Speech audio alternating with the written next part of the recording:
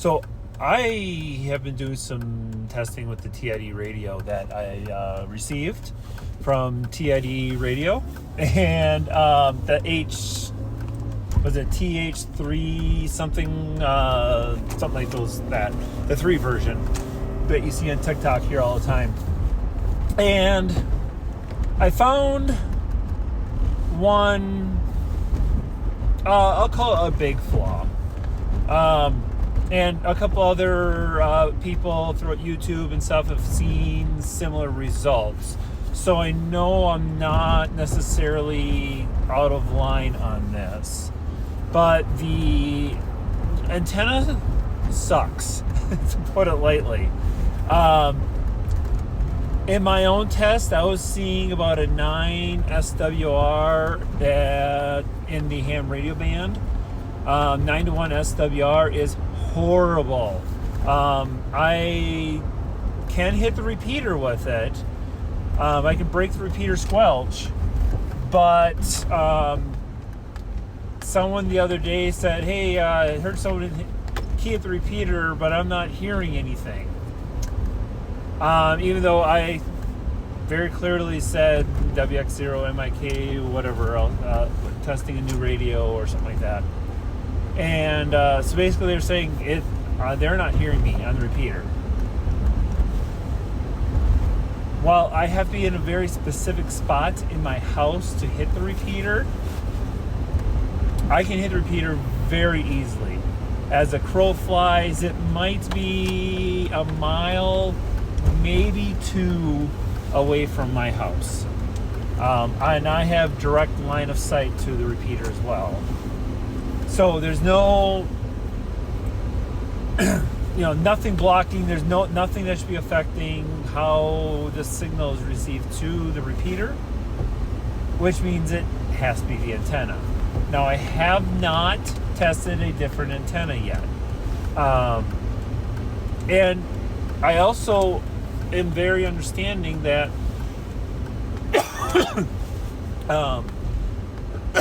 sorry, coughing more today.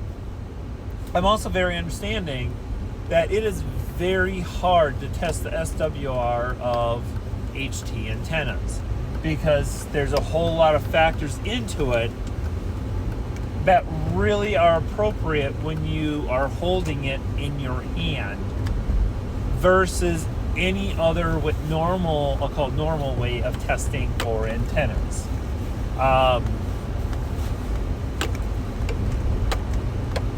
The other antenna that comes with it, the one that everyone keeps talking about that's super long, that's an airband antenna. So that's specifically to listen to airband. I have not tested the SWR on that, but I'm going to operate under the assumption that that is not tuned for ham radio bands either. I have not tested the GMRS functions on the radio yet.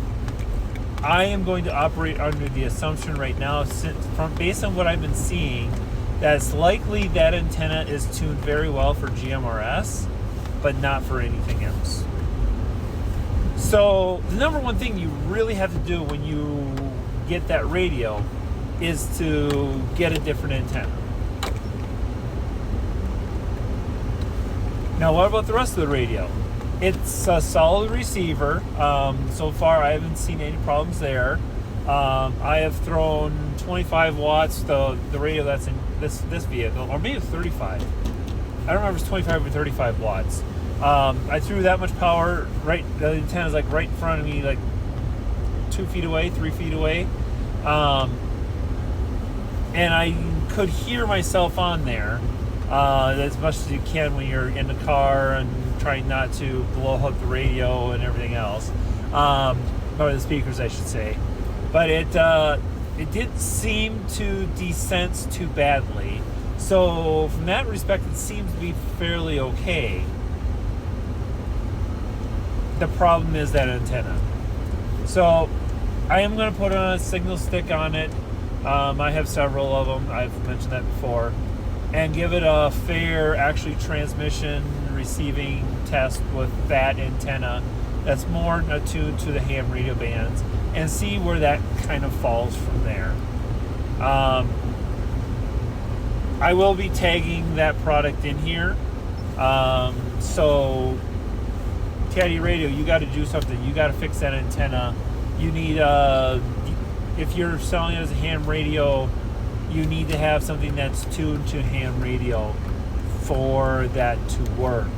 The antenna that's in there right now is not good for ham radio.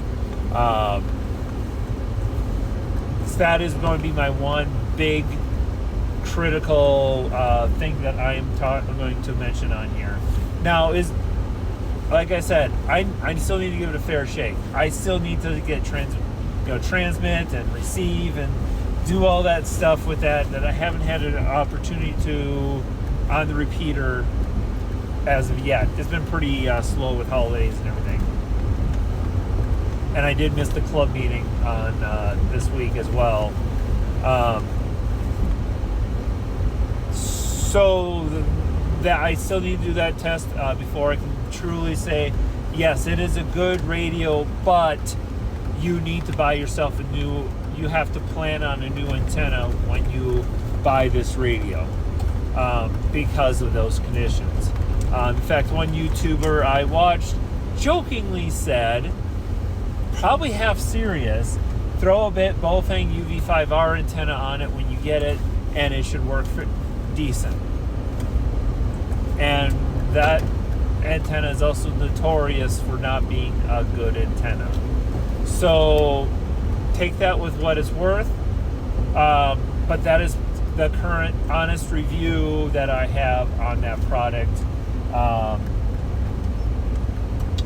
not going to, like I said, I am not going to say I'm not recommending it, but at this point I cannot say I will recommend it until I know for sure that that is the only problem with that rig. So